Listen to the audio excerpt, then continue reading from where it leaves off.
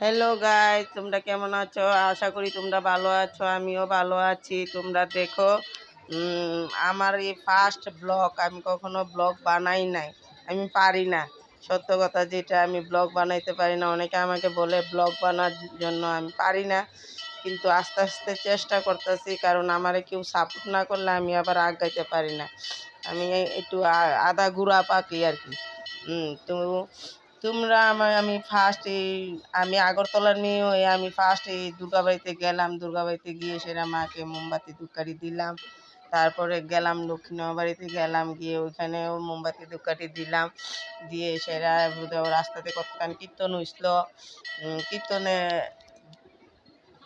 আসলাম।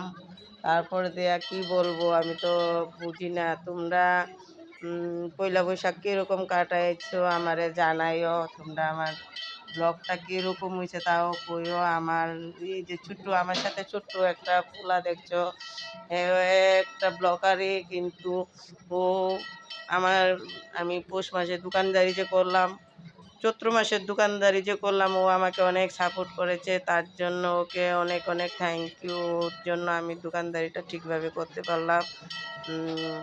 আর কি বলবো, তোমরা সবাই কেমন আছো আমাকে কমেন্ট করে জানাইও। দুর্গাবাড়িতে দেখো কত সুন্দর লাইন লাইন ধরে সবাই প্রণাম করছে। প্রণামের বাক্সটা ভরে গেছে। এরকম ঠাকুরের কত ইজি, ঠাকুর পট করে টাকা পেয়ে যায়, আর আমরা কত পরিশ্রম করি।